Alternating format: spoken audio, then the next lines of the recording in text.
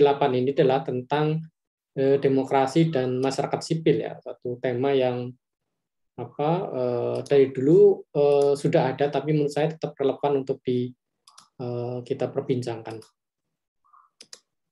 Ya, mudah-mudahan ada yang sudah membaca materi tersebut ya, yang sudah saya posting di Aldiru. Jadi istilah masyarakat sipil ya, kalau di Indonesia itu sebetulnya semenjak tahun 1990 itu sampai sekarang itu masih menjadi bahan perdebatan ya. Istilah masyarakat sipil itu kan sebetulnya secara harafiah terjemahan dari civil society, yang memang ini istilah dari barat ya, istilah dari barat ya. Yang kemudian terjemahannya kalau secara harafiah ya masyarakat sipil. Namun tahun 1990-an ketika perbincangan tentang civil society ini masuk ke Indonesia, itu ada sebagian kalangan tokoh-tokoh masyarakat yang menerjemahkan civil society menjadi masyarakat madani. Nah, mungkin sekarang kalian juga masih mendengar istilahnya masyarakat madani, bukan masyarakat medeni ya, masyarakat madani gitu ya. Nah, orang-orang ini yang dulu tahun 1990 itu sebagian itu tergabung dalam ada namanya ICMI ya. ICMI itu Ikatan Cendekiawan Muslim Indonesia. Mereka orang-orang ini yang berafiliasi pada ICMI maupun yang bukan atau yang tidak berafiliasi pada ICMI itu semacam menyepakati bahwa civil society itu diterjemahkan ke Indonesia itu pasnya adalah masyarakat madani, bukan masyarakat sipil. Namun ada sebagian yang menolak penggunaan istilah masyarakat madani karena penggunaan masyarakat madani itu cenderung eksklusif mengacu pada umat Muslim Indonesia. Padahal rakyat Indonesia itu bukan hanya umat Muslim. Ya. Jadi eksklusif gagasan atau istilah masyarakat madani itu eksklusif. Ya. Diapa itu eksklusif. Ya. Satu orang yang juga termasuk menggunakan istilah masyarakat madani adalah almarhum Cak Nur ya, Nurholis Majid ya, salah seorang pemikir atau intelektual Muslim Indonesia yang terkemuka tahun 90-an yang baru meninggal sekitar awal tahun 2000 itu. Nah, ini penggunaan istilah masyarakat madani itu ditentang oleh kalangan lainnya karena sejarahnya berbeda gitu ya. Jadi ketika kita menggunakan istilah masyarakat sipil, yaitu merupakan terjemahan langsung dari civil society, memang konteksnya sejarah Barat atau sejarah Eropa lebih spesifiknya. Ya. Nah, sedangkan masyarakat madani itu sebetulnya lebih mengacu pada sejarah Islam di awal persebarannya, yang berpusat di kota Madinah. Ya. Jadi istilah masyarakat madani itu sebetulnya mengacu pada kondisi kesejarahan umat Muslim di awal persebarannya, yaitu yang ada di kota Madinah. Nah, mengapa tokoh-tokoh penganut gagasan masyarakat madani itu menggunakan istilah ini daripada masyarakat sipil? Karena mereka menganggap bahwa ya bagaimanapun juga masyarakat Indonesia itu kebanyakan adalah umat Muslim, sehingga yang jadi acuan ya pengalaman umat Muslim. Ya. Dan menurut mereka juga kondisi sejarah yang dapat dijadikan contoh oleh umat Muslim di Indonesia adalah kondisi di mana Rasulullah itu masih hidup, ya, yaitu ketika beliau itu berkuasa, ya, dan tempat kedudukan kuasanya di kota Madinah. Memang pada masa itu memang sejumlah argumen menyebutkan bahwa itu adalah kondisi masyarakat yang sangat ideal ya ketika masyarakat di kota Madinah dan sekitarnya dipimpin oleh Rasulullah. Ya. Dan itu yang ingin diacu oleh para pemikir atau orang-orang yang menggunakan istilah masyarakat madani. Nah, ini sangat mewarnai debat atau diskusi yang ada pada tahun 1990-an itu. Nah, kita ini saja lewati saja perdebatan itu karena akan panjang sekali ya kalau saya cerita tentang perdebatan antara masyarakat sipil versus masyarakat madani. Itu ada dalam sebuah buku tahun 95 itu ya, Civil Society versus Masyarakat Madani ya, yang menunjukkan betapa penggunaan istilah itu mengacu pada konsep filsafat yang berbeda-beda, yang bahkan bertentangan satu dengan lainnya ya, sehingga meskipun istilahnya cuman ya cara menerjemahnya beda, yang satu menerjemahkan civil society sebagai masyarakat sipil, satunya menerjemahkan sebagai masyarakat madani, tapi konotasi ideologisnya berbeda-beda gitu ya. Nah, saya tidak akan maju pada ke sana karena itu lebih terkait dengan gagasan pemikiran ya kaitan antara Islam dan negara itu. Yang ini bukan menjadi wilayah kajian dari mata kuliah ini ya. Saya juga tertarik membahas itu sebetulnya, tetapi ini bukan wilayah yang akan kita perdalami ya dalam mata kuliah ini ya. Untuk mata kuliah lain mungkin relevan tentang Islam dan negara yang membahas soal masyarakat sipil versus masyarakat madani. Jadi kita fokus pada masyarakat sipilnya sendiri. Yang memang mau tidak mau harus kita akui itu mengacu pada pengalaman sejarah Barat ya, baik secara intelektual maupun secara politik. Nah, istilah civil society itu muncul sebenarnya sudah sangat lama ya, bahkan sebelum Masehi itu istilahnya sudah ada, yaitu dari ranah Yunani kuno ya. Jadi ada pemikir Yunani kuno namanya Cicero. Cicero itu ahli filsafat hukum terutama ya, hidup antara tahun 106 sampai 43 sebelum Masehi. Jadi kira-kira usia ini sama 73 ya, 73 ya. Jadi civil society itu menurut Cicero ya, atau civilis societas itu sebuah masyarakat politik yang memiliki kode hukum sebagai dasar pengaturannya gitu ya. Jadi masyarakat sipil ya sebenarnya masyarakat politik ya. Masyarakat politik itu artinya masyarakat yang ada di kota ya. Jadi pengertian politik itu kan dari politik. Politik itu sebenarnya dari kata polit. Polit itu polis ya. Polis itu artinya kota ya. Nah, ini memang tidak lepas dari sejarah Yunani di mana masyarakat itu pada waktu itu tinggal di kota-kota yang terpisah-pisah antara satu dengan lainnya ya. Seperti Athena yang sekarang kita kenal sebagai ibu kota Yunani, dulu itu kota terpisah dan memiliki sistem pemerintahan tersendiri yang tidak ada hubungannya dengan kota-kota Yunani lainnya. Jadi seperti kota-kota itu kalau di Indonesia seperti negara-negara tersendiri ya, masing-masing kota itu ya kerajaan tersendiri kalau lebih seperti itu. Tapi istilahnya memang tidak menggunakan istilah raja, karena masyarakat Yunani pada masa itu ya sudah mengenal sistem demokrasi sehingga tidak ada rezim pemerintahan berupa kerajaan, tapi masing-masing negara itu menempati kota-kota yang terpisah. Jadi negara itu ya batasannya dinding kota, dinding perbatasan kota. Nah itu disebut sebagai masyarakat politik ya, masyarakat yang mendiami kota-kota yang ada di Yunani kuno, yang memiliki kode hukum sebagai dasar pengaturannya. Jadi mengatur masyarakat itu bukan berdasarkan kekuasaan raja gitu ya. Berbeda dengan masyarakat di Eropa setelah masuk abad Masehi yang justru itu mengalami kemunduran karena yang mengatur masyarakat itu raja atau kaisar, bukan hukum. Nah, di masa Yunani kuno itu sudah ada hukum, ada namanya kode hukum. Ya. Nah, kode hukum itu kemudian istilahnya Yunani kunonya itu civilis plebis ya, atau civil law kalau dalam bahasa Inggris, atau hukum sipil. Ya. Jadi sipil itu mengacu ke situ ya. Istilah sipil itu mengacu pada tatanan politik yang diatur oleh kode hukum, yang diatur oleh hukum tertulis. Itu sebenarnya pengertian sipil itu ya. Jadi sipil itu bukan berarti pengertiannya itu sesuatu yang berlawanan dengan militer. Sipil itu bukan non militer sebetulnya, tapi itu tatanan politik yang diatur oleh hukum. Itu yang namanya sipil sebetulnya. Nah, tapi karena perkembangan sejarah maka kemudian pengertian sipil itu ya sekarang konotasinya itu ya yang bukan militer ya. Padahal kalau kita lacak sejarahnya seperti itu sebetulnya.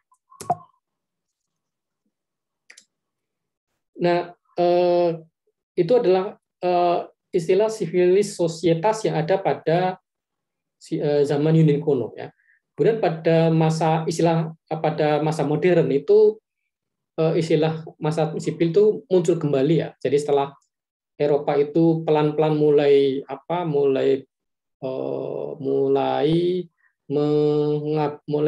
menyingkirkan sistem kerajaan, mulai mengurangi pengaruh dari feodalisme, masuk ke abad pencerahan. Nah, disitulah muncul kembali istilah masyarakat sipil ya. Nah, ada seorang pemikir dari Skotlandia yang namanya Adam Ferguson yang mengatakan bahwa munculnya masyarakat sipil di mulai dari awal abad pencerahan ini itu terkait dengan lahirnya pasar ekonomi modern. Ya. Jadi istilah masyarakat sipil memang tidak lepas dari liberalisme, gitu ya, dari liberalisme lahirnya itu.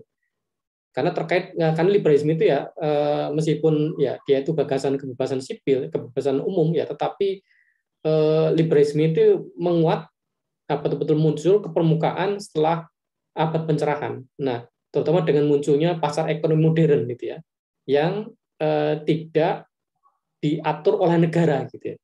Jadi kemunculan masyarakat sipil modern itu terkait dengan lahirnya pasar ekonomi modern. Jadi terkait dengan munculnya liberalisme juga sebetulnya.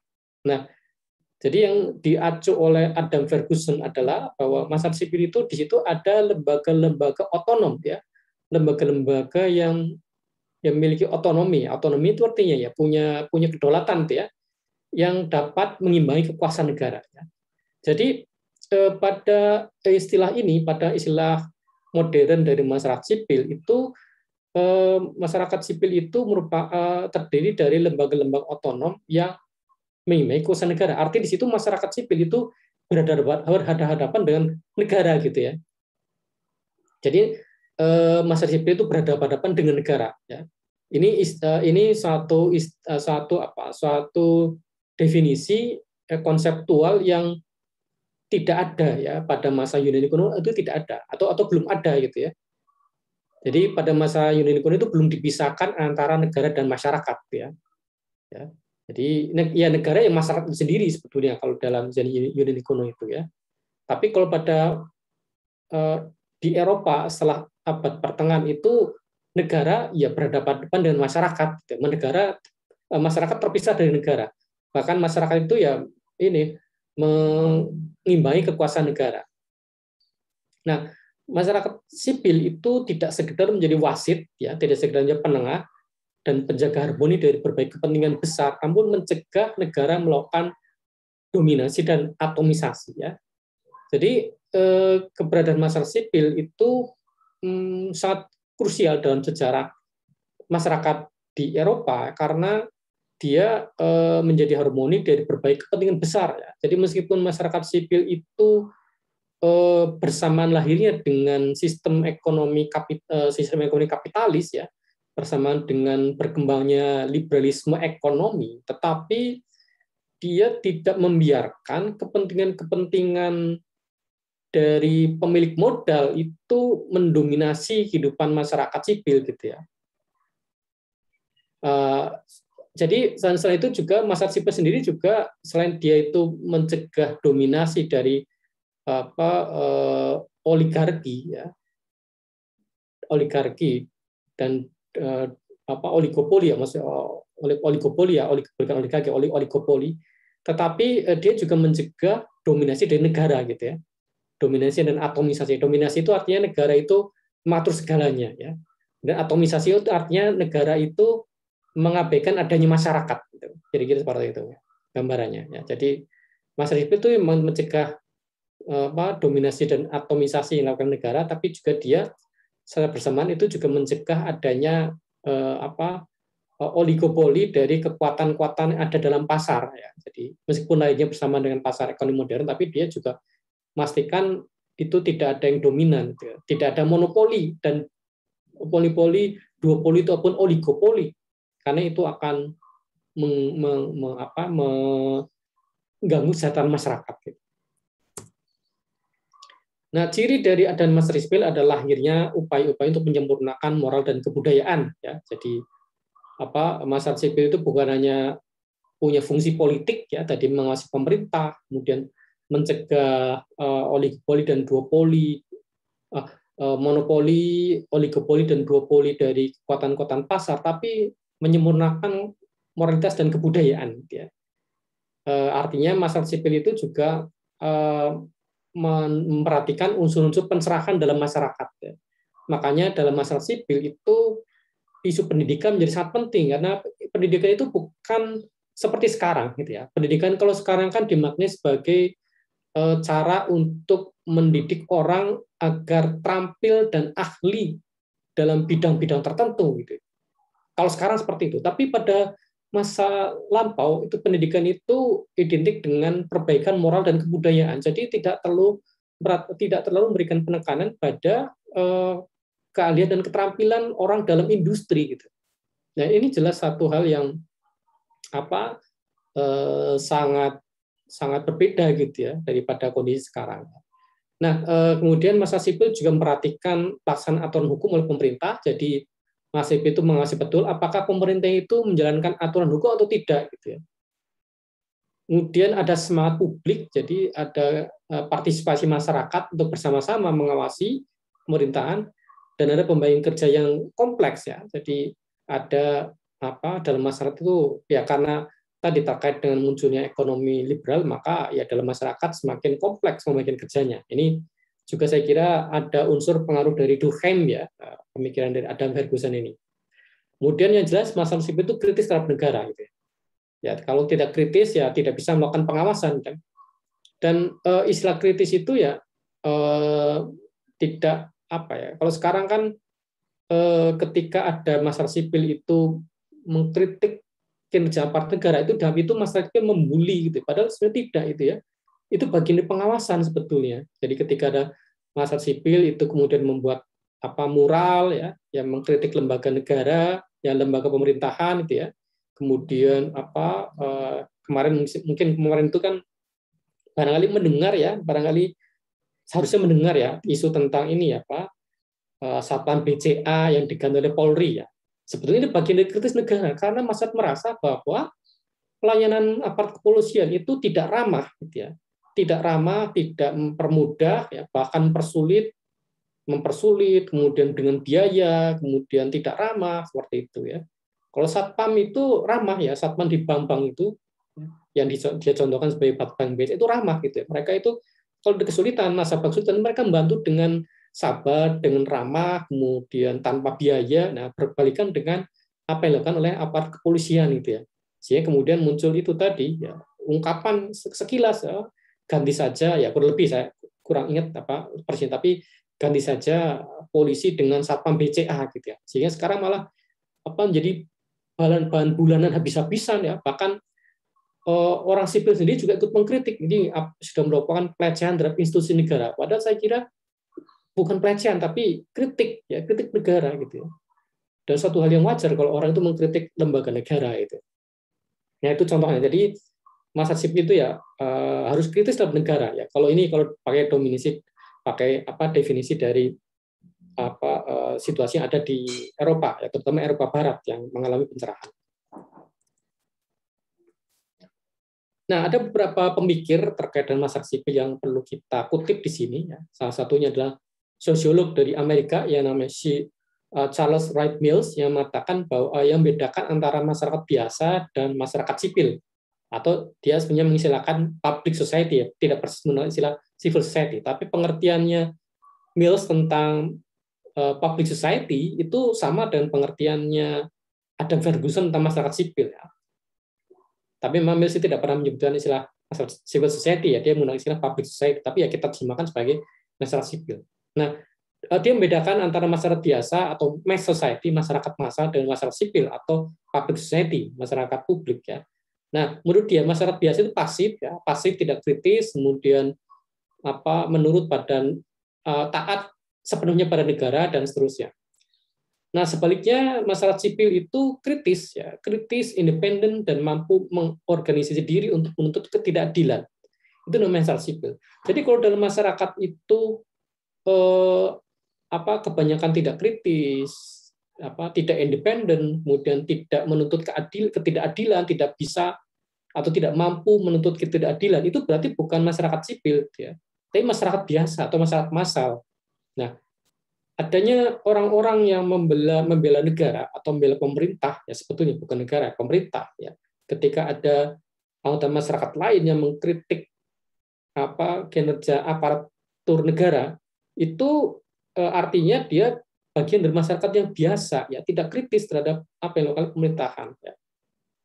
saya kira kalau teman-teman lihat di Twitter itu banyak sekali orang-orang sipil yang justru ketika ada orang kritis terhadap pemerintah itu malah nyinyir gitu ya, malah mengejek gitu ya, malah mengatakan wah ini pasti dari kubu oposisi, atau sekarang menggunakan istilah itu kadrun itu ya, artinya sedikit-sedikit itu orang kritis negara dianggap kadrun. Kadrun itu ya kadal gurun ya, mungkin kalau ada yang tidak tahu istilah kadrun, kadal gurun ya. Nah ini mengacu pada istilah orang-orang dianggap itu terpengaruh pemikiran-pemikiran Timur Tengah sehingga menjadi para Islamis gitu ya. Kadrun ini. Tapi kalau istilah kadrun itu terlalu simplistis ya, karena tidak semua orang itu mengkritik pemerintah karena latar belakang ideologisnya adalah orang-orang Islamis ya, seperti orang HTI, FPI itu kan ya oke lah disebut sebagai kadal gurun. Tapi bagaimana kalau yang mengkritik itu orang-orang yang non Muslim misalnya itu ya, seperti dalam kasus tes wawasan kebangsaan yang menyingkirkan 57 pegawai KPK itu kan, bagaimana mereka bisa dibilang kadal gurun ketika ya sebagian dari mereka itu non Muslim ya, ada yang Buddha, ada yang Kristen, ada yang Katolik, ada yang Konghucu ya. Jadi nggak mungkin mereka itu kadal gurun ya. Nah ini artinya ternyata dalam masyarakat kita juga ada orang-orang dari masyarakat golongan masyarakat biasa ya, bukan masyarakat sipil yang kritis, independen dan menuntut ketidakadilan gitu ya. Jadi tidak semua anggota masyarakat dapat kita sebut sebagai masyarakat sipil ya. Ada juga yang kategori masyarakat biasa. Nah, ini berbeda dengan pengertian yang ada di masanya entah itu Cicero hidup ataupun di masanya Adam Ferguson yang seolah mengatakan bahwa semua orang yang bukan bagian dari negara itu ya masyarakat sipil gitu ya. Jadi anggapannya masyarakat itu pasti kritis, masyarakat itu pasti independen, masyarakat itu pasti menuntut ketidakadilan. Padahal sebenarnya tidak ya. Menurut tidak, ada yang kritis, ada yang tidak gitu ya. Yang kritis ya masyarakat sipil, atau yang tidak kritis ya masyarakat biasa. Kemudian menurut pemikir dari ini dari Max sebentar ini dari Brazil ya. Ini sebentar India Nira Sandoke ya, yang mengatakan ya dia lebih sepakat pada definisinya Mills ya. Jadi dia mempertajam lagi ya, namanya masyarakat sipil itu ya tidak semua anggota masyarakat, tapi lembaga-lembaga ya. Jadi ketika orang itu berhimpun dalam lembaga-lembaga yang kritis terhadap pemerintah, yaitu masyarakat sipil ya. Jadi Sandoke lebih spesifik lagi ya, yang disebutkan sebagai masyarakat sipil adalah lembaga-lembaga yang kritis terhadap pemerintah ya. Nah, bagi orang-orang biasa yang tidak tergabung dalam lembaga-lembaga, ya itu bukan bagian dari masyarakat sipil, ya sederhana itu saja. Hanya saja memang Sandoke tidak memberikan istilah seperti Mills yang mengatakan ini masyarakat biasa ya. Ya, teman tetap tidak jadi bagian dari masyarakat sipil ya. Jadi pokoknya orang-orang dan lembaga yang tidak pemerintah itulah yang disebut sebagai masyarakat sipil ya. Jadi tidak semua masyarakat, tidak semua orang yang dapat disebut sebagai masyarakat sipil. Kemudian pengertian yang ketiga dari ilmuwan politik yang namanya Larry Diamond ya. Larry Diamond mengatakan dia definisinya lebih luas lagi ya. Jadi menurut Larry Diamond, masyarakat sipil itu mengacu pada adanya kehidupan sosial berorganisasi yang terbuka, sukarela, kemudian lahir secara mandiri, berswadaya, otonom dari negara, dan terikat pada tatanan legal atau seperangkat nilai bersama. Nah, tetapi kalau definisi Diamond itu tidak ada sikap ini, dia tidak melekatkan bahwa masyarakat sipil itu harus kritis terhadap pemerintah, tidak ya. Tidak harus kritis terhadap pemerintah menurut Diamond. Yang penting masyarakat sipil itu ya dia itu otonom ya, punya swadaya, mandiri, otonom, terikat pada aturan legal atau nilai-nilai bersama ya. Jadi tidak ada aspek kritis sebetulnya dalam pemikirannya Diamond ketika melihat keberadaan masyarakat ya. Menurut Diamond ya masyarakat sipil itu ya kira-kira ya, seperti adanya LSM gitu ya. Adanya organisasi non pemerintah. Nah, itulah yang disebut sebagai masyarakat sipil ya, karena ya organisasi non pemerintah itu kayak mandiri, otonom dari negara, swadaya ya, artinya tidak tergantung pada negara ya, tidak pembiayaannya tidak ada dari negara. Kemudian dia juga terikat pada tanah legal, artinya dia punya badan hukum, dan keanggotaan Ornop ini terbuka dan sukarela. Nah, secara umum itu masyarakat sipil itu mengacu pada adanya keterlibatan warga negara untuk bertindak secara kolektif ya bersama-sama dalam ruang publik untuk mengekspresikan kepentingan, hasrat, pilihan, dan ide-ide mereka, bertukar informasi, mencapai sasaran kolektif, mengajukan tuntutan pada negara, memperbaiki fungsi struktur negara, dan menuntut akuntabilitas negara. Dan yang jelas masyarakat sipil itu mandiri dan kritis pada negara. Itu kalau saya coba untuk sarikan, simpulkan dari pengertian sebenarnya seperti itu. Ya.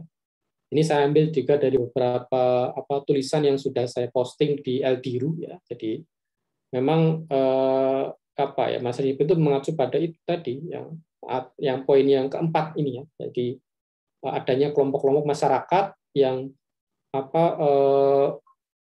mengekspresikan kepentingan bersamanya, pilihannya, ide-ide bersamanya, kemudian mereka saling bertukar informasi, kemudian mencapai tujuan kolektif atau tujuan bersama, menuntut pada negara tentang hal tertentu, dan sekali juga yang pada saat yang bersama itu memperbaiki negara, yaitu jadi dengan adanya kritik itu sebetulnya tujuan memperbaiki negara. Nah, seringkali orang mengatakan bahwa kritik itu harus disertai dengan solusi gitu ya.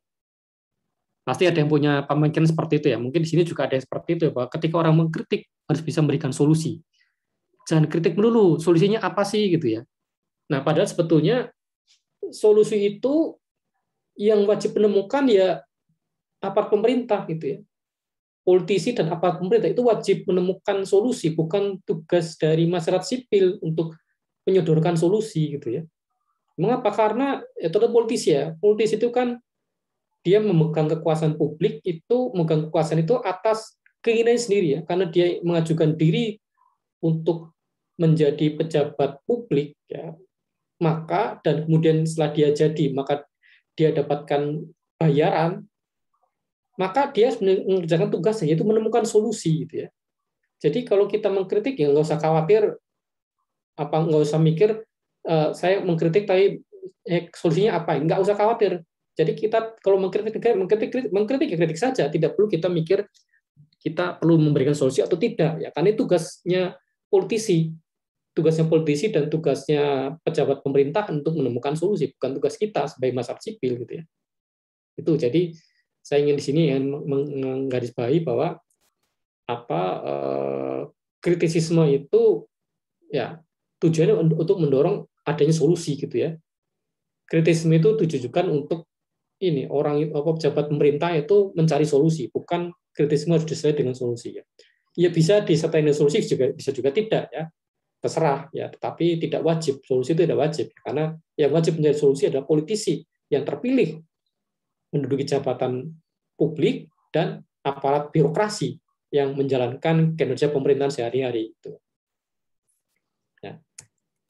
Nah, lingkup masyarakat sipil ini ya, jadi dia dapat dikatakan sebagai fenomena penengah ya, yaitu antara ruang privat dan negara ya. Jadi masyarakat sipil adalah perantara, kehidupan perantara dari apa yang kita inginkan, apa yang kita tuntut sebagai orang per orang dengan negara ya. Jadi misalnya ini ya, misalnya begini, misalnya ketika ada jalan rusak gitu ya, ketika ada jalan rusak. Nah, masyarakat sipil itu bertugas untuk menjembatani adanya jalan rusak yang jelas meresahkan orang per orang, itu bagaimana caranya agar keinginan masyarakat untuk perbaikan jalan-jalan yang rusak itu diketahui dan dilaksanakan oleh negara. Ya. Jadi sesuatu yang kita rasakan dalam kehidupan privat itu kadang-kadang karena akarnya itu dari ruang publik ya. Contoh saja, jadi kita misalnya ban motor kita gampang gembes gitu ya. Kemudian kendaraan motor kita itu sering rusak ya. Nah, semua itu kan ranah privat, ruang privat ya. tentang kondisi dari motor kita, sepeda motor kita yang mudah kempes, kemudian mudah rusak, itu ruang privat. Tetapi penyebab motor itu mudah rusak, mudah kempes kempes bannya itu karena jalan yang rusak gitu ya. Jalan rusak membuat motor kita bannya mudah kempes, dan karena jalan rusak itu pasti membuat kendaraan itu terguncang-guncang gitu ya, apalagi sepeda motor itu mudah menjadi tidak nyaman ya, menjadi tidak nyaman ya. Atau mungkin lebih ekstrim lagi bisa saja ini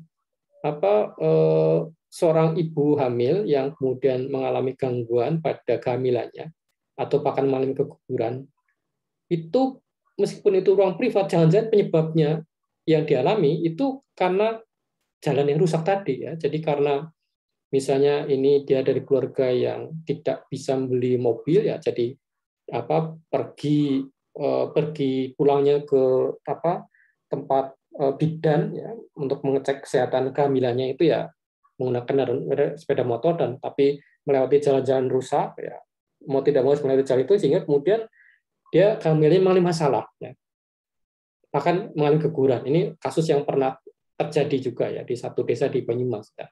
Nah, ini apa yang dialami oleh ibu hamil itu ruang privat, tapi penyebabnya ruang publik karena tadi jalan yang rusak. Jalan rusak itu domainnya pemerintah, sehingga ya di sini kemudian ada tuntutan bahwa pemerintah harus memperbaiki kondisi jalan itu. Nah, itu yang disebut sebagai masyarakat sipil itu di situ ya. Jadi yang memperantarai tuntutan masyarakat yang berasal dari ruang privat kepada pemerintah. Ya.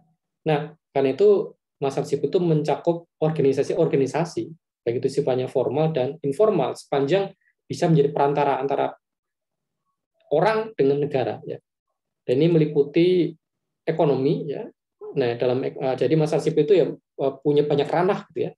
Jadi meliputi ranah ekonomi. Nah, di situ ada asosiasi perekonomian, di mana dalam ranah ekonomi ada jaringan sosial yang produktif, ya. Jadi kita bisa misalnya menjumpai kelompok-kelompok, misalnya kelompok UMKM gitu ya, atau mungkin kalau yang pernah sudah saya teliti, kalau di Banyumas ini ada semacam kumpulan dari para anak muda yang kreatif gitu ya, atau dapat dikatakan sebagai kumpulan ekonomi kreatif yang di situ itu sangat mengandalkan pada ide-ide ya. Nah, itu jaringan sosial yang produktif ya. Itu termasuk masyarakat sipil gitu ya. Adanya jaringan-jaringan sosial yang produktif secara ekonomi itu termasuk masyarakat sipil. Ya. Jadi ada kumpulan UMKM, kumpulan industri kreatif, kemudian asosiasi pengusaha sablon, itu masyarakat sipil itu ya. Nah, kemudian ada juga masyarakat sipil itu ada yang ranahnya kultur ya, jadi mengikuti unsur agamaan, etnisitas, komunal yang membela hak kolektif, nilai kepercayaan, keyakinan dan simbol. Nah, ini organisasi semacam ya NU, Muhammadiyah ya. Kemudian ada kelompok penghayat kepercayaan, ada misalnya perwalian umat Buddha, kemudian ada Persatuan Gereja-Gereja Indonesia, itu bagian dari masyarakat sipil ya, karena mereka mementingkan atau mengutamakan pembelaan hak-hak bersama ya, ada nilai-nilai kepercayaan yang mereka anut bersama-sama. Kemudian ada juga ranah informasi dan pendidikan ya, misalnya orang menjadi jurnalis gitu ya, kemudian orang menjadi guru, itu masyarakat sipil lingkupnya ya. Karena orang-orang seperti jurnalis dan guru itu memperantari hubungan antara ruang privat dan negara ya. Guru itu ya tadi, guru itu yang menjadi perantara ya. Guru itu jangan sebagai semata-mata PNS ya, karena istilah guru sebenarnya mencakup baik yang PNS maupun yang bukan ya, baik yang bekerja di sekolah swasta ataupun di sekolah negeri sebetulnya. Dan guru itu sebenarnya kalau menurut pengertian Eropa itu bagian dari masyarakat sipil ya, karena dia memberikan layanan memperantarai layanan diberikan negara kepada masyarakat ya. Karena tugas negara kan memberikan pencerahan. Nah, itu melalui guru, pencerahan kepada rakyat itu melalui guru ya. Nah, jurnalis itu jelas itu memerhati hubungan antara privat dan negara. Jadi jurnalis juga yang punya tanggung jawab untuk menyampaikan apa yang jadi keluhan masyarakat kepada negara melalui pemberitaan-pemberitaan mereka. Jadi kalau ada jurnalis yang menutupi informasi dari masyarakat dan bahkan lebih banyak membela negara, maka ya dipertanyakan kualitas masyarakat sipilnya itu. Kemudian ada perpasiran kepentingan, ya. Kepentingan itu termasuk misalnya kelompok-kelompok petani atau kelompok-kelompok yang memperjuangkan haknya karena lahannya tergusur, ya seperti yang disampaikan oleh Gus Roy pada webinar sebelumnya, ya. Nah, kemudian pembangunan ada juga, ya ini biasanya kalau masyarakat sipil yang ada pada ranah pembangunan itu biasanya lembaga-lembaga swadaya masyarakat yang memang tujuannya melakukan pemberdayaan masyarakat. Kemudian ada yang berorientasi isu gitu ya, masyarakat sipil itu ya ada isu lingkungan, ada isu land reform, ya isu lingkungan sepertinya itu yang lembaganya Gus Roy, ya, yang ada forum kedaulatan nadi untuk sumber daya alam, ya. Ada yang memperjuangkan isu-isu land reform, ada yang memperjuangkan hak LGBT, ya itu juga termasuk lingkup masyarakat sipil. Kemudian ada yang juga menyangkut isu-isu kewarganegaraan, ya misalnya ini isu tentang kewarganegaraan itu sebenarnya krusial juga karena mendefinisikan mana yang dianggap sebagai warga negara Indonesia, mana yang bukan, gitu ya. Karena di masa Orde Baru itu ada kelompok-kelompok masyarakat yang mengalami diskriminasi sebagai warga negara. Jadi mereka sebetulnya sudah menyumbang banyak pada negara, tetapi mereka mengalami diskriminasi dalam pelayanannya. Karena misalnya saja ini KTP mereka, ya kartu tanda penduduk mereka harus punya stempel WNI, warga negara Indonesia, padahal mereka jelas-jelas orang asli Indonesia dan bahkan mereka sudah berjuang demi Indonesia, tapi harus tetap menggunakan stempel WNI, seakan-akan mereka tidak dipercaya oleh negara. Nah, ini adalah yang saya maksud adalah ini orang-orang dari kelompok minoritas, ya, terutama Tionghoa, ya. Kita tahu bahwa semenjak dulu itu orang-orang Tionghoa banyak berperan, ya, termasuk dalam bidang olahraga, ya. Tahun 70-an, 80-an Indonesia itu dominan dalam Piala Thomas yang kemarin baru kita rebut, ya. Dulu itu kita sangat dominan dalam penyelenggaraan Piala Thomas. Kita banyak sekali atau sering kali memenangkan Piala Thomas. Indonesia negara yang dominan. Nah, para pemain yang menopang atau para pemain yang menyumbang pada kesuksesan meraih Piala Thomas dan Piala Uber, ya, itu kebanyakan ini keturunan Tionghoa gitu, ya.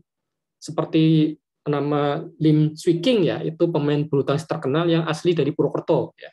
Kemudian ada Alan Budi Kusuma, ada Susi Susanti, ya, dan banyak lagi, ya. Banyak sekali Tan Jo Hock, zaman dulu ada namanya Tan Jo Hock, itu juga mengangkat nama Indonesia tapi tetap mengalami diskriminasi pemerintah, KTP-nya tetap harus menggunakan istilah WNI, ya, seakan-akan mereka bukan WNI. Dalam banyak hal mereka juga mengalami hambatan. Nah, ini isu kewarganegaraan gitu, ya. Nah, kalau sekarang memang tidak, ya, tetapi ya bisa tetap ya, misalnya sekarang itu sebenarnya Mahkamah Konstitusi sudah memperbolehkan bahwa orang itu boleh mengosongkan kolom agama pada KTP, ya. Jika mereka itu agamanya bukan termasuk, ya, tidak termasuk dari 6 agama resmi yang diakui, ya.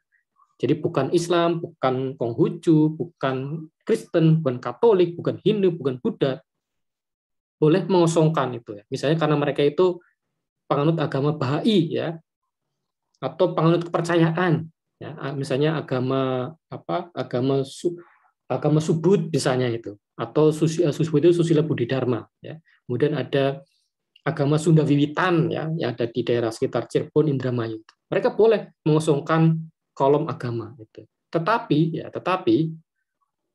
di lapangan masih belum terpenuhi. Di lapangan seringkali itu, ya, mereka harus memilih agama dari 6 yang resmi tadi, ya. Tidak boleh kosong. Padahal sebetulnya kalau menurut Mahkamah Konstitusi boleh kosong gitu, ya. Nah, itu isu kewarganegaraan yang masuk dalam lingkup masyarakat sipil. Nah, ada 5 ciri masyarakat sipil, yaitu memusatkan perhatian pada tujuan publik. Jadi masyarakat sipil itu tidak mengurusi orang per orang, tapi mengurusnya urusan-urusan yang sebenarnya kemasyarakatan, baik LSM, Ornop, gitu, ya, ngurusinya masyarakat, usul-usul hal-hal yang terkait dengan masyarakatan, tidak hal-hal yang sebenarnya pribadi semata-mata.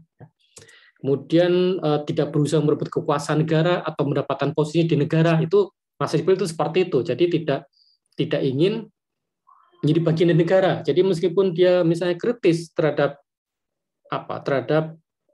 kelompok-kelompok yang kebetulan berlawanan dengan pemerintah, ya, bukan berarti dia menjadi bagian ingin merebut atau menduduki kekuasaan negara.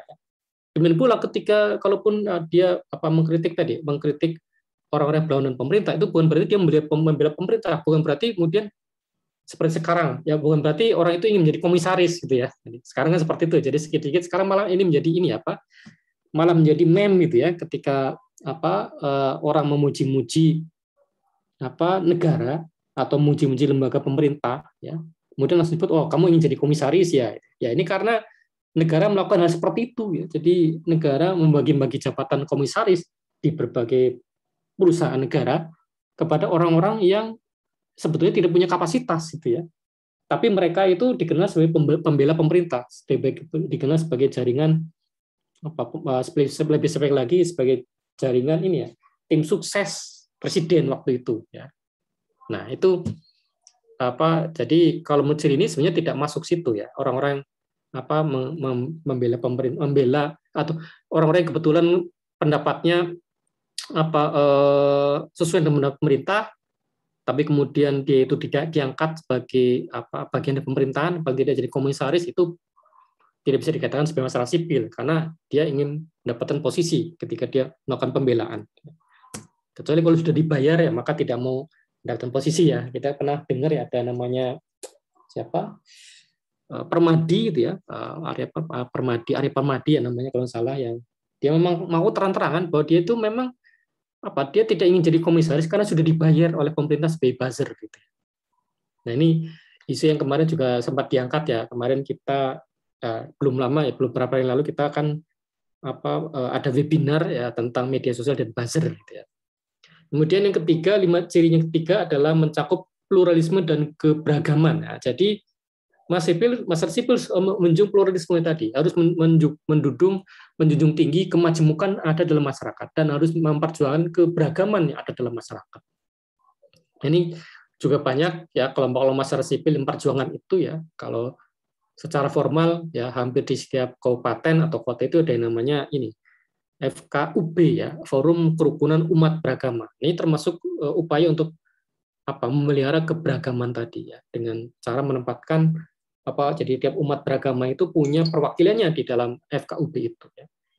Bahkan kalau di Banyumas itu ya ada dalam FKUB termasuk kelompok minoritas seperti Ahmadiyah dan Syiah juga ada perwakilannya di FKUB itu. Kalau di daerah lain saya tidak tahu, kalau di daerah lain ada tidak ya. Ada tidak perwakilan dari Ahmadiyah ataupun Syiah. Tapi kalau di Banyumas ada perwakilannya. Kemudian tidak berusaha menampilkan kepentingan pribadi atau komunitas, jadi yang ditonjol kepentingan bersama, kepentingan masyarakat. Jadi tidak mengutamakan kepentingannya sendiri ataupun kepentingan kelompoknya sendiri.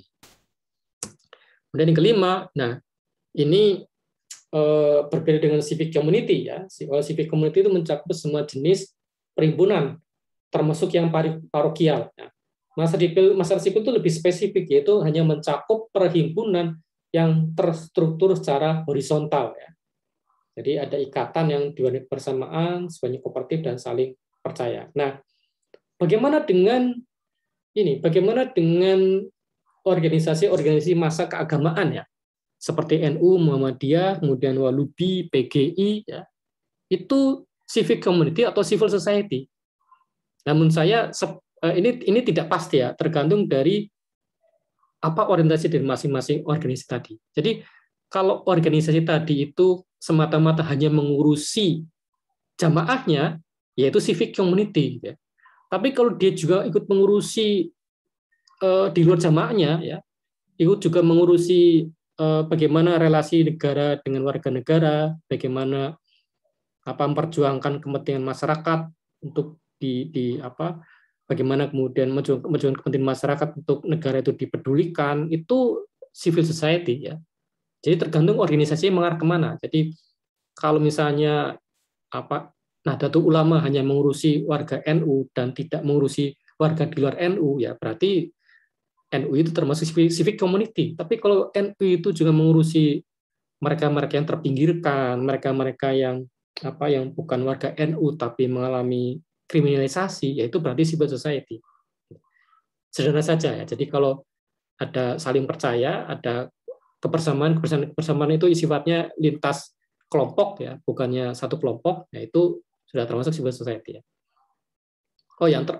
Istilah parokial itu ini sangat terbatas ya. Istilahnya parokial itu artinya hanya ada dalam satu lingkup tertentu dan hanya mengurusi intern, hanya mengurusi umat saja. Itu parokial seperti itu ya.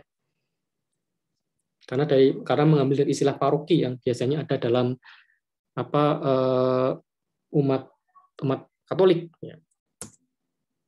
Nah, saat perkembangan masyarakat sipil dapat berkembang menjadi penyimbang negara apabila ini otonom ya, apabila masyarakat sipil itu lepas dari pengaruh negara ya. Jadi apabila masyarakat sipil itu tidak terpengaruh oleh negara dalam bentuk apapun.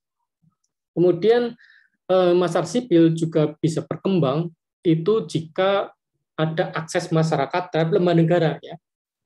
Artinya di sini yang dimaksud adalah ketika individu dapat berpartisipasi dalam bidang politik ya, misalnya menulis opini di media massa, terlibat di organisasi politik dan seterusnya yang sifatnya itu mengakses lembaga negara ya.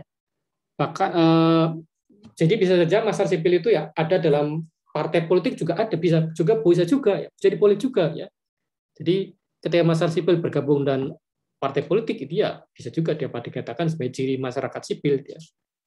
Dapat juga terutama ketika partai politiknya itu partai politik yang independen ya, tidak katakanlah tidak menjadi bagian dari negara, tidak menjadi bagian dari pengurus negara, maka bisa saja ya partai politik itu menjadi masyarakat sipil, ya, komunan masyarakat sipil. Bahkan menulis opini di media massa ketika itu terkait dengan urusan negara itu sebenarnya juga termasuk satu pertanda dapat perkembangannya masyarakat sipil. Kemudian syarat yang ketiga adalah adanya arena publik yang otonom ya. Nah, ini yang tadi saya sebut ya. Ini mengacu pada adanya berbagai macam organisasi sosial politik yang mengatur diri sendiri ya.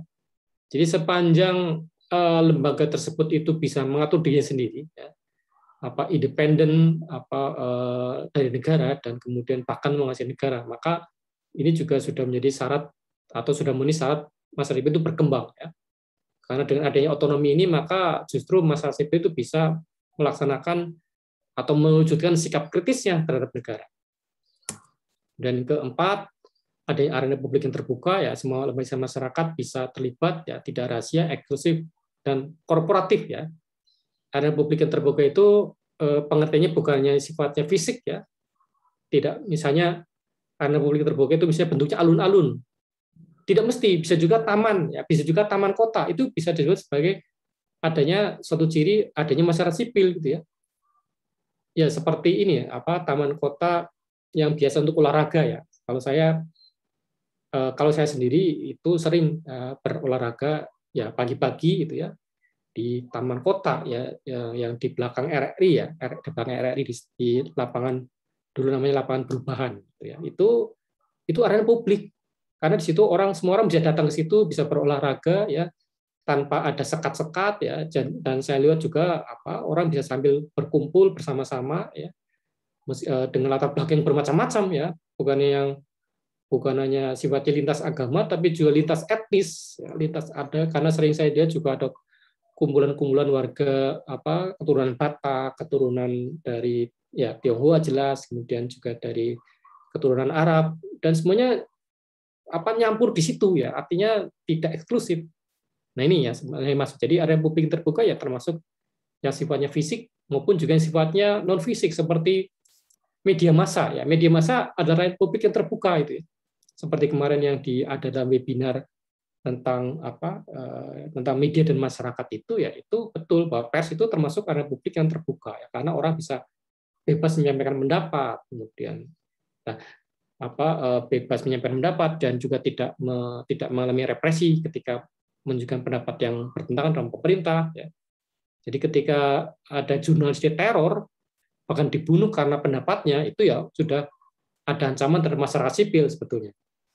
Ketika ada jurnalis yang sedang melaksanakan tugasnya, kemudian kameranya dirampas atau dihancurkan, bahkan jurnalisnya itu dipukuli oleh aparat keamanan, itu sudah pelanggaran terhadap masyarakat sipil. Itu sudah merupakan ancaman terhadap masyarakat sipil. Nah, ada 3 prinsip dasar untuk berkembangnya masyarakat sipil, yaitu adanya pengakuan hak setiap bangsa, kelompok, atau individu untuk secara bebas menentukan status politiknya. Ya. Jadi termasuk di sini orang itu bebas memilih atau juga bebas tidak memilih, gitu ya. Sehingga ini terutama kalau di Indonesia itu kan seperti hak politik, hak memilih itu ya masih merupakan hak, bukan merupakan kewajiban, itu ya. Berbeda dengan di Australia, malah memilih dalam pemilu itu merupakan kewajiban, bukan merupakan hak. Kalau Indonesia kan masih merupakan hak, gitu ya. Jadi orang boleh memilih juga boleh tidak memilih, ya. Dulu pada masa Orde Baru orang harus memilih, memilihnya juga harus pasti, yaitu partai politik yang dekat dengan pemerintah, gitu. Sehingga ketika ada yang mengkampanyekan golongan putih, itu akan dikriminalisasi, gitu ya. Nah, saya dulu termasuk yang memperjuangkan itu, ya, ikut kampanye golongan putih, ya.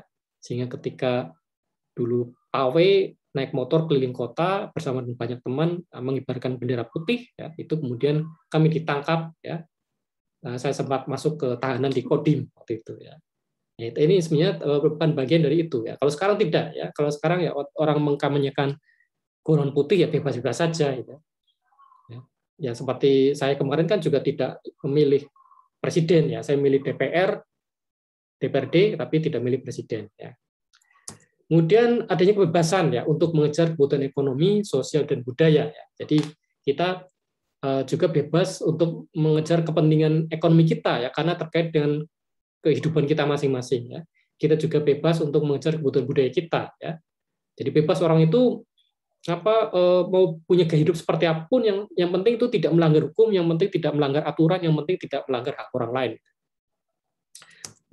Dan yang ketiga, memampukan rakyat dalam mengatur diri mereka sendiri atau self government. Itu prinsip dasar yang ketiga. Jadi rakyat itu hanya diberdayakan agar mampu mengatur diri mereka sendiri. Itu prinsip dasar dalam masyarakat sipil. Ya. Ala Eropa tentunya, singkat ini ala Eropa. Jadi tidak mesti ternyata ada yang keempat, ya, bukan 3 keempat, ya. Jadi pemerintah hanya boleh mengatur hal-hal di luar kapasitas individu dan kelompok, ya. Sehingga pemerintah harusnya tidak mengadakan intervensi dalam mengatur kebebasan individu, ya. Jadi pemerintah tidak boleh sampai mengancam kebebasan individu dalam hal apapun, ya. Termasuk ketika orang itu menyatakan, bahkan menurut saya itu bahkan ketika ada yang mengatakan saya ini ateis sekalipun, ya seharusnya itu pemerintah tidak boleh mengintervensi itu, pemerintah tidak boleh kemudian itu ditangkap, dipenjarakan, tidak boleh, gitu ya. Ya memang ada yang mengatakan ini bagian dari pelaksanaan ini sila ketuhanan, itu ya. Tapi kalau kita lihat itu kan dalam jabaran sila ketuhanan itu, sila pertama itu tidak ada misalnya orang yang tidak percaya Tuhan itu melanggar aturan masyarakat, itu tidak ada aturannya, tidak secara baku, tidak secara formal itu ada aturan. Hanya saja memang kemudian ini ya ibaratnya ini menjadi prinsip umum saja, harus diketahui bahwa kita ya seharusnya tidak secara terbuka mengungkapkan itu, ya, bahwa kita tidak percaya Tuhan misalnya, gitu ya. Nah, tetapi paling walaupun ada kesalahan yang dilakukan oleh individu tersebut, ya, kita juga pernah menang kasus macam ini, ya, ketika ada orang yang memang mengaku ateis kemudian ditangkap oleh polisi. Nah, memang ini katakanlah ya orang yang mungkin ya tidak atau mungkin tidak terlalu menyadari implikasi dari Pancasila tadi, gitu ya, hanya itu saja, ya. Tapi bahwasanya ya paling mungkin ya paling menurut saya yang harus dilakukan bukan menangkap orang tersebut, tapi ya mengingatkan saja, mengingatkan agar tidak perlu woro-woro, tidak perlu ribut bicara saya ini ateis loh, tidak perlu, tapi ya cukup istilah sekarang diam-diam baik, gitu ya, tidak usah ngomong-ngomong, dia usah cerita-cerita, ya, seperti itu. Tapi kalau pemerintah sampai menangkapnya, itu juga melanggar hak kebebasan individu sebetulnya. Jadi bukan 3, ya, 4 ya malah, ya. Nah, ada beberapa model masyarakat sipil sebetulnya, ya. Ini model Eropa Timur, ya, ketika Eropa Timur itu masih dikuasai oleh kelompok-kelompok sosialis komunis. Nah, ini negara memang sangat mengekang kebebasan individu, ya, sehingga adanya masyarakat sipil di Eropa Timur itu menentang negara, ya. paling tidak berusaha membatasi aparat negara yang otoriter dan dominan dalam masyarakat ya, karena di negara-negara Eropa Timur itu selain itu mereka mengenal lembaga polisi, lembaga kepolisian, mereka juga punya apa yang disebut sebagai polisi rahasia ya, itu yang mengawasi tindak tanduk warga negara mereka sendiri ya. Ketika mereka protes itu yang apa mereka protes, kemudian yang mencegah agar tidak ada protes itu ya polisi rahasia gitu ya, yang tugasnya memata-matai orang per orang gitu ya, yang bahkan jumlahnya itu lebih jumlah polisi resmi, polisi rahasia itu ya. Ini ada di negara seperti Cekoslovakia, di Hungaria itu ada polisi rahasia, dan di Timur juga ada polisi rahasia ya. Nah itu karena itu tidak heran jika munculnya masyarakat sipil di negara-negara Eropa Timur itu menentang negara ya, tidak berusaha agar negara tidak otoriter dan dominan. Kemudian tujuannya ya mendelegitimasi rezim yang otoriter dan berusaha membuat negara menjadi tidak relevan bagi kehidupan sehari-hari warga negara. Jadi kalaupun kelompok-kelompok masyarakat sipil di Eropa Timur itu tidak berani atau tidak mungkin menentang negara karena mereka tidak punya senjata dan negara punya senjata, ya paling tidak mereka berupaya agar negara itu menjadi tidak penting bagi warga negara gitu ya, sehingga kemudian mereka ya mau menciptakan situasi di mana warga masyarakat tidak perlu minta kepada negara ketika mereka butuh sesuatu ya, cukup disediakan oleh kelompok mereka sendiri agar negara tidak sampai bisa masuk ke dalam kehidupan sehari-hari warga negara. Tapi jadi kelompok ini tidak berani secara terang-terangan menentang negara, tapi membuat negara menjadi relevan dengan cara tadi menyediakan kebutuhan-kebutuhan warga negara yang tidak perlu warga itu minta kepada pemerintah. Nah, berbeda dengan model Amerika Serikat dan Eropa Barat, di mana masyarakat sipil sebagai sarana untuk memangkas peran negara. Ini terkait dengan perkembangan liberalisme ekonomi sebetulnya, atau kapitalisme, di mana syarat utama dari perkembangannya kapitalisme adalah negara itu perannya itu semakin kurang, negara itu perannya minimal dalam kehidupan masyarakat. Bahkan dalam model Amerika Serikat dan Eropa Barat itu masyarakat sipil bisa saja mengambil alih beberapa peran sosial dan kultural negara ya, dalam hal kehidupan beragama misalnya. Jadi jadi ini beda ya, berbeda-beda antar negara Amerika Serikat dan Eropa. Jadi kalau di negara-negara seperti Eropa Barat gitu ya, kalau di Prancis terutama ya. Jadi sekulerisme di Prancis beda dengan sekulerisme di Amerika Serikat ya. Kalau di Prancis itu memang dari dulu itu warga negara tidak boleh menunjukkan simbol-simbol keagamaannya di muka publik, di ruang publik gitu ya. Jadi ketika mereka pergi ke sekolah, ke bank, ke kantor pemerintah, menghadiri konser, itu tidak boleh menunjukkan tanda-tanda keagamaannya, tapi harus menunjukkan dia netral dari agama ya. Tetapi kalau beda dengan Amerika boleh. Jadi orang boleh mengenakan jilbab, mengenakan burqa, mengenakan salib, memakai topi ala Yahudi ketika mereka ke sekolah, ke kantor, ke kampus dan lain-lain. Jadi beda Amerika. Tapi meskipun demikian, meskipun Prancis itu menegakkan dengan keras prinsip-prinsip sekuler, tapi mereka memberikan bantuan kepada lembaga-lembaga keagamaan. Nah, kalau seperti Australia itu gabungan dari keduanya. Jadi kalau di Amerika Serikat mereka membolehkan adanya kebebasan beragama, menunjukkan ekspresi keagamaan, tapi mereka tidak memberikan bantuan kepada lembaga agama. Kalau Prancis sebaliknya, ya Prancis itu tidak membolehkan adanya ekspresi keagamaan, tapi mereka memberikan bantuan pada lembaga agama, termasuk ikut menyumbang pada masjid raya di Paris, ya, salah satu masjid terbesar di Eropa itu di Paris. Itu negara Prancis yang membuatnya, pemerintah Prancis yang ikut menyumbang. Kalau seperti di Australia, warga negara bebas mengekspresikan keagamaan mereka, ya, jadi pakai jilbab, pakai burqa, ya, pakai topi Yahudi, menunjukkan pakai kalung salib, tapi juga disupport secara politis. Jadi pemerintah Australia itu memberikan sumbangan juga kepada lembaga-lembaga keagamaan, termasuk majelis ulamanya, majelis MUI-nya Australia gitu ya. Itu diberikan bantuan ya, karena MUI Australia itu menggaji para pengelola masjid. Jadi kalau di Australia itu malah imam masjid itu digaji oleh negara melalui MUI gitu ya. Itu bedanya kalau di Indonesia. Kalau di Indonesia kan tidak digaji gitu ya. Yang gaji MUI masyarakat, yang menggaji imam masjid ya masyarakat ya. Meskipun kalau di Jakarta katanya mau dikasih gaji ya. Ya, jadi itu ya masyarakat sipil seperti itu ya. Jadi yang mengurusi kehidupan beragama ya masyarakat sipil bukan negara. Kan itu di Amerika Serikat, Prancis, Australia itu ya tidak ini ya, tidak mengatur kehidupan beragama gitu ya. Jadi KTP tidak ada kolom agama sama sekali gitu ya. Nggak ada KTP, nggak ada KTP, tapi di paspor ya orang ya tidak boleh mengosongkan kolom agama, itu sudah biasa itu. Nah, kemudian mengerjakan tugas yang tidak dikerjakan oleh pemerintah ya, sesuai dengan gagasan neokonservatif yang menolak demokrasi model social welfare ya, mengutamakan peran pemerintah ya. Jadi kita sekarang sebetulnya sudah mengarah pada negara kesejahteraan, yaitu dengan adanya semacam ini ya jaminan-jaminan sosial ya. Jadi adanya BPJS itu kan sebetulnya merupakan perwujudan dari gagasan social welfare ya. Nah, tapi kalau di negara liberal itu malah peran dari semacam BPJS itu dikurangi itu ya. Karena itu intervensi negara. Jadi masyarakat sipil itu yang ngurusi hal-hal yang tidak dapat dikerjakan oleh pemerintah ya. Dan mendukung peran negara yang minimal.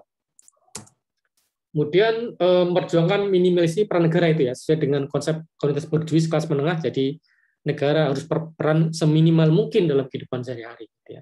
Jadi negara misalnya tidak dia tadi tidak ngurusi masalah ibadah, ya.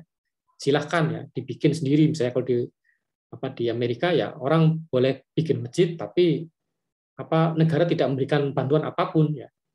Juga kepada bangunan ibadah lainnya itu bukan urusan negara. Ya. Yang penting menaati hukum itu yang penting. Nah, model pluralis beda lagi. Dalam model pluralis itu adalah masyarakat sipil merupakan sarana mengembangkan demokrasi dan memelihara kultur yang demokratis. Ya. Jadi menjadi bagian dari penjagaan pengembangan demokrasi adanya masyarakat sipil itu. Kemudian masyarakat sipil merupakan inti kultur politik yang sangat penting bagi sosialisasi warga negara. Jadi demokrasi itu sangat penting bagi warga negara sehingga ada nilai-nilai yang sifatnya demokratis itu betul-betul dikembangkan dalam kehidupan sehari-hari. Gitu. Kemudian masyarakat sipil itu menjadi sarana penjamin stabilitas demokrasi ya. Dia mencegah dominasi satu kelompok terhadap yang lain. Jadi ini seperti kembali kepada masa Adam Ferguson ya, mencegah dominasi satu kelompok terhadap yang lain. Jadi jika memang ada masyarakat sipil ideal, maka seharusnya tidak ada kelompok yang lebih dominan daripada kelompok yang lain. Ya. Dan menggalang individu untuk bekerja sama. Kemudian masyarakat sipil tidak berupaya menentang negara, di mana pengurangan peran negara bukan tujuan utama. Jadi tidak seperti model Amerika yang mendorong pengurangan negara. Ya. Justru model pluralis ini membuat negara lebih bertanggung jawab kepada rakyatnya secara demokratis dan mendorong partisipasi masyarakat seluas mungkin dalam proses governance atau pengaturan negara. Ya. Jadi partisipasi warga justru didorong sangat penuh, jadi termasuk kritik ya. Jadi termasuk mengkritik dalam bentuk moral, dalam bentuk ucapan di Twitter itu sebenarnya bagian dari partisipasi masyarakat. Gitu ya. Jadi tidak perlu dipersekusi, tidak perlu dikriminalisasi ketika orang. Masalahnya kita punya namanya undang-undang ITE yang membuat itu orang mudah mengkriminalisasi orang lainnya. Gitu. Itu masalahnya. Jadi masalah besar dalam demokrasi Indonesia saat ini salah satunya adalah adanya undang-undang ITE tadi. Nah, masyarakat sipil tidak sama dengan tidak didominasi kelas menengah. Jadi di sini masyarakat sipil tidak identik dengan kelas menengah. Kelas menengah itu ya seperti kita ya, mahasiswa, dosen, guru, kemudian seniman, ya budayawan, itu tidak identik dengan itu. Ya. Masyarakat sipil termasuk petani, ya petani, peternak, nelayan itu masyarakat sipil ya, harus juga harus juga punya peran dan harus didorong perannya malah. Jadi ketika misalnya ada petani menuntut penurunan harga jagung itu seharusnya tidak ditangkap ya, tidak seperti kemarin itu kita viral kasusnya kan ketika ada petani yang memajang poster tolong turunkan harga jagung ya seperti itu malah ditangkap gitu ya. Padahal ini ya hal yang wajar. Jadi itu artinya seakan-akan yang boleh ngomong, yang boleh kritis hanyalah kelas menengah, padahal kelas bawah itu ya sangat penting. Bahkan yang lebih penting justru kelas bawah daripada kelas menengah. Jadi dalam model pluralis ya fenomenanya juga pluralis ya. Jadi partisipasi semua warga negara tanpa pandang ras, etnik, umur, gender, dan status ekonomi. Nah, peran masyarakat sipil menurut negara ini ternyata beda-beda. Jadi menurut negara dan menurut masyarakat sipil ini berbeda-beda. Jadi menurut negara, masyarakat sipil ikut membangun bangsa dan menopang adanya desentralisasi. Ya. Jadi masyarakat sipil diharapkan mengembangkan national building, di mana adanya warga yang aktif melibatkan diri dalam komunitas dan serta menangani isu-isu nasional. Ya. Jadi pemerintah itu mengharapkan agar kita itu ikut menangani isu-isu nasional dan kita ikut menunjukkan solidaritas antar warga negara dan setia pada NKRI, kira-kira seperti itu ya. Jadi menurut kalau pemerintah jargon masyarakat sipil ya NKRI, NKRI harga mati, kira-kira seperti itu ya. Itu versi negara ya.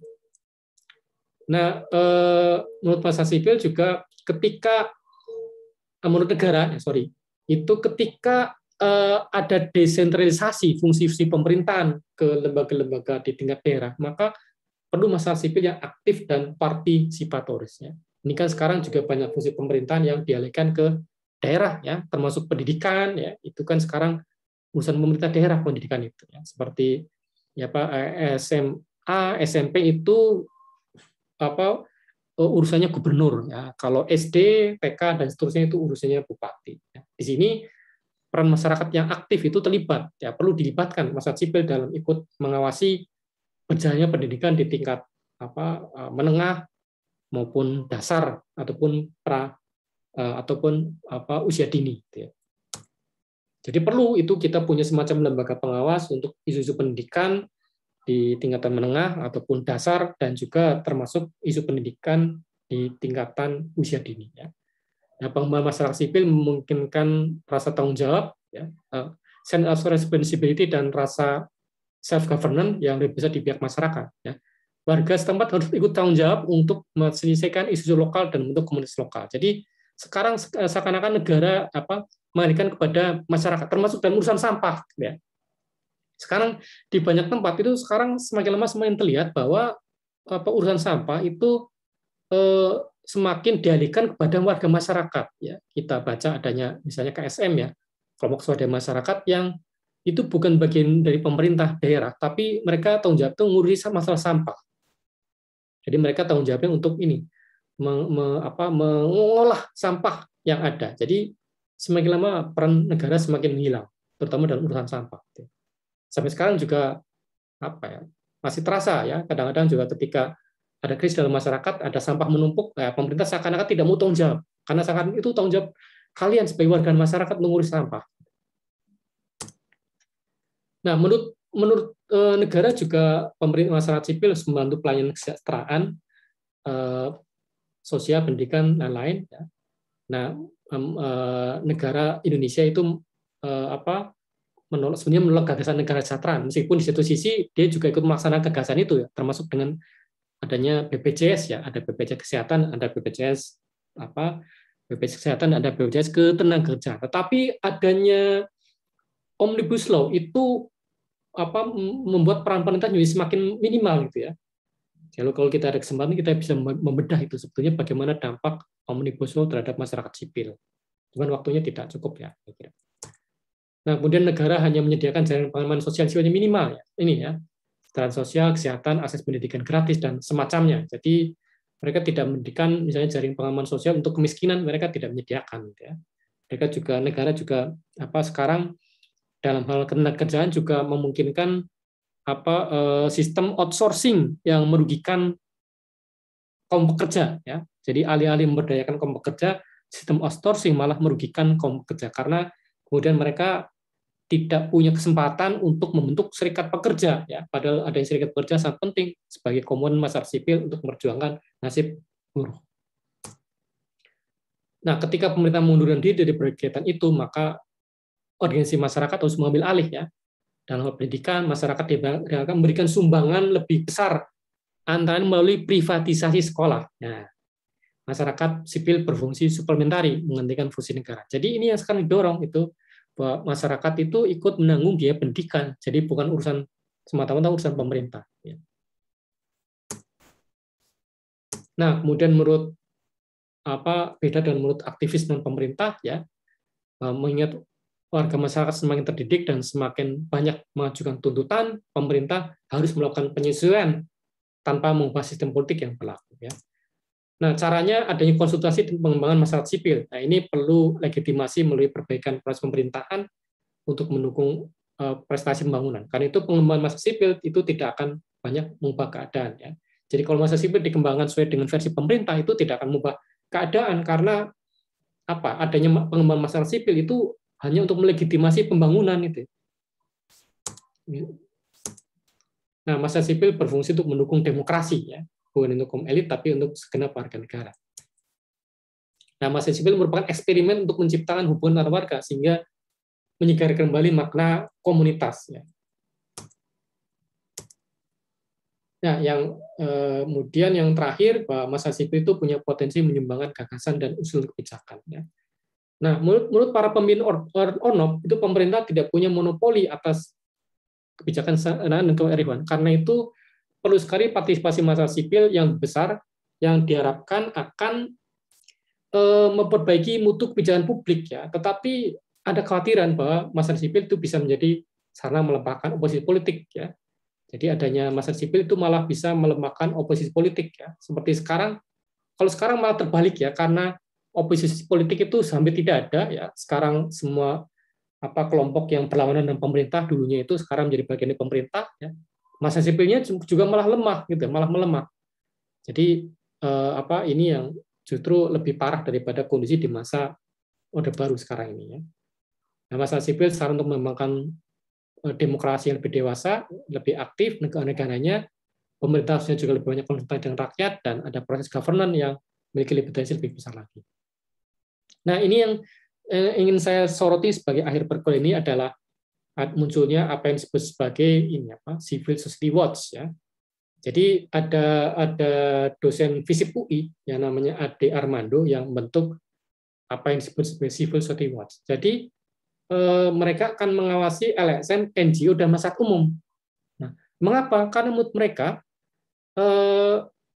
LSM, NGO, dan masyarakat umum itu punya fungsi yang seharusnya itu netral terhadap negara, gitu, ya. Mereka seharusnya tidak mengkritik negara, tapi tadi seperti yang tadi saya katakan, ya, jadi harus mendukung negara, harus mendukung pemerintah, harus memberikan legitimasi kepada pemerintahan, harus lebih banyak mandiri.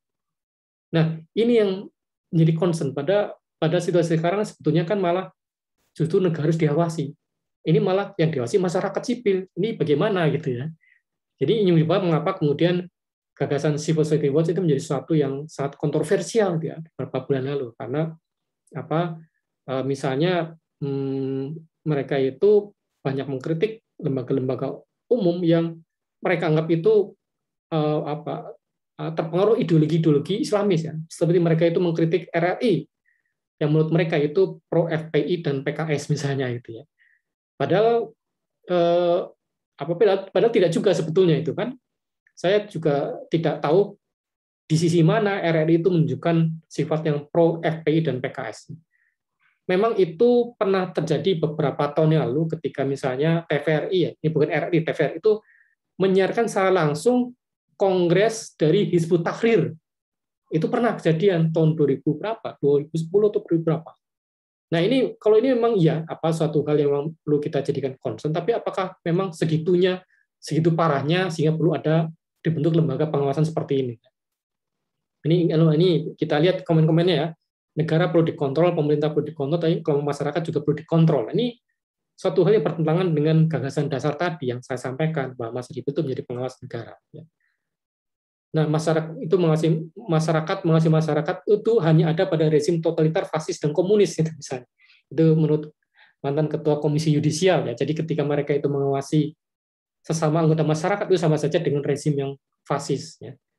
Atau menurut Veronica Koeman, ya, pegiat HAM yang dikejar-kejar sehingga kemudian terpaksa tinggal di Australia, ya, ketika ini terjadi ketika Buzzer melembagakan diri, ya.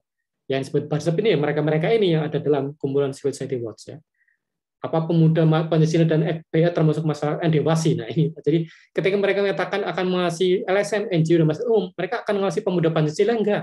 Berani enggak mereka mengawasi pemuda Pancasila? Berani enggak mereka mengawasi FPR itu Forum Betawi Rempuk? Itu yang hal-hal yang membuat ini menjadi suatu hal yang kontroversial. Jadi ini berkebalikan dengan apa yang tadi saya sampaikan, bahwa masyarakat sipil yang bisa mengasihi negara, ini malah ada masyarakat sipil yang mengasihi sesama masyarakat sipil. Nah, ini satu ironi dalam kehidupan demokrasi sekarang. Tetapi ya harus kita akui bahwa ini pun tetap termasuk gerakan sosial gitu ya. Jadi yang dilakukan oleh Ade Armando dan kawan-kawannya itu termasuk gerakan sosial juga, meskipun tadi ya saya anggap bertentangan dengan demokrasi. Karena memang tadi sifat gerakan sosial, seperti yang saya katakan pada pertemuan-pertemuan awal, itu ya bisa mendukung demokrasi, bisa juga bertentangan dengan demokrasi. Dan ini termasuk bagian dari gerakan sosial yang anti terhadap demokrasi, karena malah mengasihi sama masyarakat. Ya. Itu yang dapat saya katakan tentang lembaga ini ya, lembaga Civil Society Watch. Nah, jadi itu yang dapat saya sampaikan untuk pertemuan pada minggu ini. Jika ada yang mau ditanyakan, saya persilakan.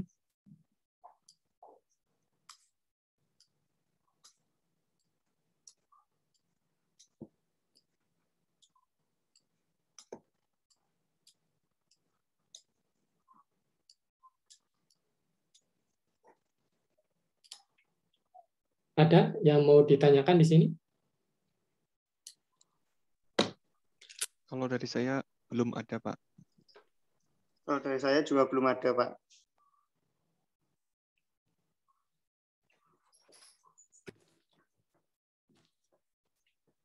Oke, kalau belum ada dan sekiranya nanti ada, nanti bisa disampaikan ya, disampaikan melalui forum ya, melalui fitur forum yang ada di Eldiru ya. Jadi itu sudah saya buka. Jadi kalau yang bertanyakan secara tertulis bisa melalui situ ya. Mungkin kalau di sini mungkin malu-malu atau mungkin belum ada gagasannya, ya dapat disampaikan nanti melalui itu ya. Oke, kalau dianggap cukup ya kita cukupkan. Terima kasih buat yang hadir, ya. Buat yang tidak hadir ya semoga dalam kondisi sehat ya. Ya semoga bukan karena alasan kesehatan sehingga tidak bisa hadir pada pertemuan di pagi ini. Ya. Saya kira demikian. Terima kasih. Selamat siang, selamat melanjutkan aktivitas. Salam sehat selalu. Sampai jumpa minggu depan. Selamat siang, Pak. Terima kasih. Selamat siang, Pak. Terima kasih.